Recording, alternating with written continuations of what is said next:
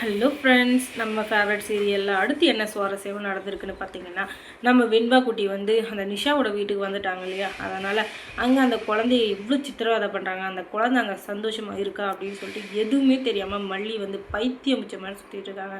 ஏன்னா மல்லிக்கு தான் கவலை, இந்த வெண்பா குட்டி எப்படி இருக்கோ, எப்படி என்ன பண்ணிட்டு இருக்கோ, சாப்பிட்டுச்சோ இல்லைன்னு சொல்லிட்டு.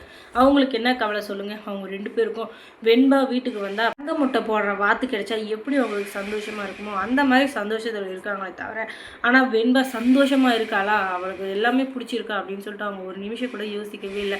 அப்படிப்பட்ட சூழ்நிலையில் வெண்பா குட்டி என்ன தான் பண்ண போகிறாங்க அப்படின்னு சொல்லிட்டு பார்த்தீங்கன்னா, வெண்பா அங்கே சந்தோஷமாக இல்லை, அது மட்டும்தான் உண்மை.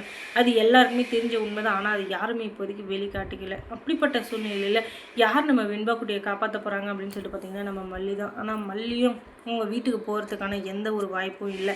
ஏன்னா அந்தளவுக்கு ஃபுல் செக்யூரிட்டியோடு இருக்காங்க. அதுக்கப்புறம் மல்லி அம்மா கிட்ட போகிறேன், நான் விஜய் டாடா கிட்ட போகிறேன் அப்படின்னு சொல்லிட்டு என்னை விட்டுருங்கன்னு கதறுது அந்த குழந்தை.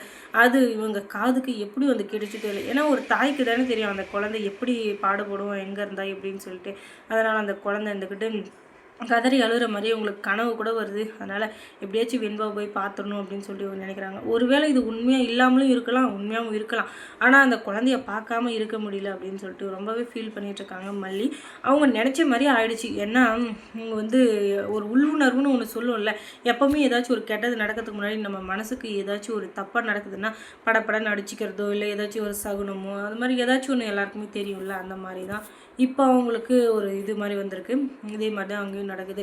நான் டாடா கிட்டே போகணும், என்னை விட்டுருங்கன்னு சொல்லி கதறியால், ஏய் வைய முடு, இதுக்கு மேலே நீ சவுண்டு போட்டால் அவ்வளோதான், உனக்கு என்ன வேணுமோ சாப்பிடுமா தூங்கணுமா என்ன வேணால் பண்ணிக்கோ, ஆனால் நீ இங்கே தான் இருக்கணும், இங்கே தான் இருந்தாகணும். ஏன்னா இங்கே பாரு, இவங்க தான் ரேணுகா உன் அம்மா, இவங்க இருந்திருந்தால் உனக்கு எந்த அளவுக்கு சந்தோஷமாக பார்த்துருப்பாங்களோ அதை விட சந்தோஷமாக இல்லை, உன்னை உலகத்துக்கே மகாராணியாக ஆக்க போகிறேன், அந்த அளவுக்கு நான் பார்த்துக்கிறேன். ஆனால் நீ டாடா வேணும் மல்லி வேணும் மட்டும் கேட்கவே கூடாது. அப்படி கேட்டேன் அதுக்கப்புறம் நான் மனுஷியாகவே இருக்க மாட்டேன் அப்படின்னு சொல்லிட்டு இந்த நிஷா திட்டிகிட்டு இருக்கா.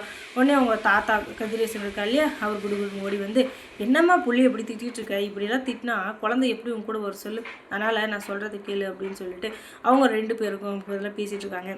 வெண்பா நம்ம கூட எவ்வளோ அனுசரித்து போகிறாலோ அதுதான் நமக்கு முக்கியம். அது இல்லாமல் அவளை வந்து திட்டுறதோ மிரட்டுறதோ அந்த மாதிரி வச்சுக்கிட்டேன்னு வச்சுக்கோங்க, அதுக்கப்புறம் அவள் என் டாடா கிட்டே போகிறேன் அப்படின்னு சொல்ல நம்மளால் என்ன பண்ண முடியும் சொல்லு.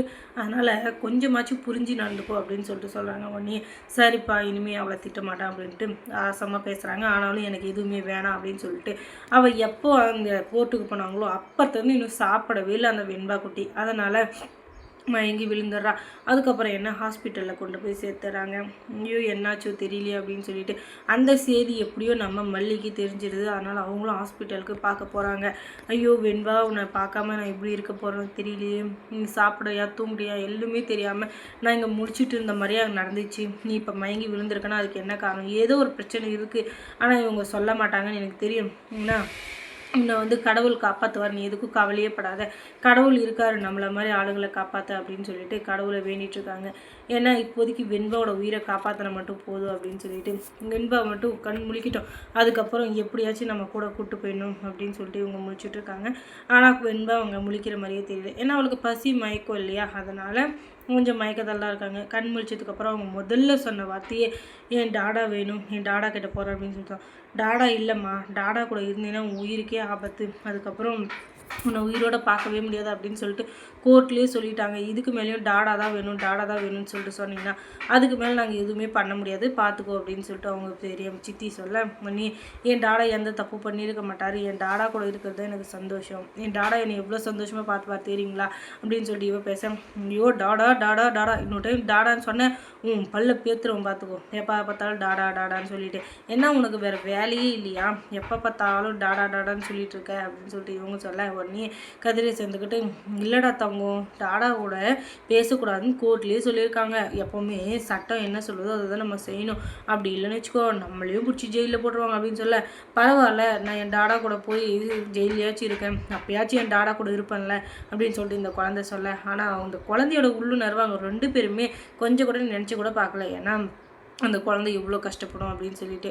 அதுக்கப்புறம் மல்லி சீரியலில் என்ன சுவாரஸ்யமாக நடந்திருக்கும் நீங்கள் தெரிஞ்சுக்கணுன்னா நம்ம சேனலில் சப்ஸ்கிரைப் பண்ணுங்கள். அதோட பக்கத்தில் இருக்க அந்த பெல் ஐக்கானை கொஞ்சம் கிளிக் பண்ணி விடுங்க. தொடர்ந்து இந்த சேனலுக்கு சப்போர்ட் கொடுங்க. அதோட மல்லி சீரியலில் யார் யார் உங்களுக்கு பிடிக்கும் பிடிக்காது அப்படின்றத கமெண்ட்ஸ்லையும் சொல்லுங்கள். தேங்க்ஸ் ஃபார் வாட்சிங்.